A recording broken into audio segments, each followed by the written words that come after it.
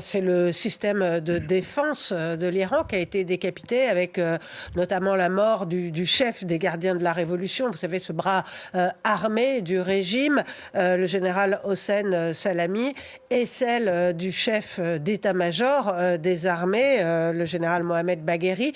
Tous deux étaient entrés d'ailleurs dans le corps des gardiens de la Révolution en 1980, soit un an après l'avènement de la République islamique. Ils ont fait leurs armes pendant la guerre Irak-Iran. Alors le chef des gardiens de la Révolution a été repéré par les services occidentaux quand il est devenu chef de la force aérienne de ce corps des gardiens de la Révolution, parce que c'est à ce moment-là qu'il s'est impliqué dans le développement du programme de missiles balistiques de l'Iran. Il a écopé de nombreuses sanctions. Les États-Unis l'ont placé sur la liste des acteurs de la prolifération d'armes de destruction massive. Le général Salami était donc l'un des piliers du régime. Il était connu pour ses déclarations incendiaires qui visaient évidemment Israël, mais aussi les États-Unis et l'Arabie saoudite. Son adjoint, le colonel Gholam Rachid, a également été tué chez lui dans son sommeil, ce qui prouve la précision de ces tirs israéliens. Le chef de l'armée, le chef d'état-major, le général Bagheri, était directement sous le contrôle du guide suprême, l'ayatollah Khamenei. Lui était chargé de la coordination en fait des forces armées et des forces paramilitaires du régime. Il était aussi chargé de l'élaboration de la doctrine militaire du régime. C'est l'artisan de nombreuses opérations iraniennes à l'extérieur des frontières, en Syrie, en Irak et ailleurs, partout là où Téhéran soutient des milices dans le cadre de sa stratégie d'influence.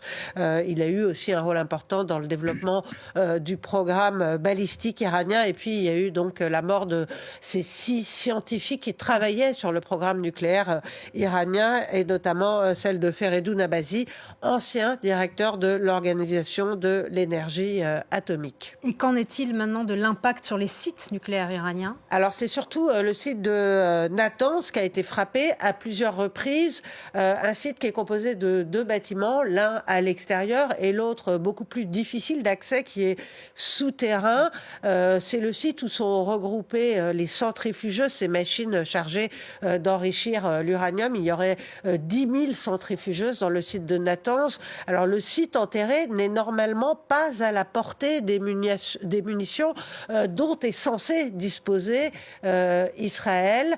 Il est sous 8 mètres de béton et 20 mètres de terre mélangée à du béton, donc extrêmement difficile d'accès. D'ailleurs, les Iraniens affirment que les dommages sont assez légers, et l'AEIA, l'Agence internationale de l'énergie atomique, note qu'aucune augmentation des niveaux de radiation n'a été détectée sur ce site. Le site d'Arak de production lourde a également été visé. Puis il y a eu aussi 3 sites militaires dans le nord-ouest du pays qui ont été frappés. Ces bases qui avaient été utilisées lors des lancements de drones et de missiles sur Israël en octobre l'année dernière et en avril de cette année.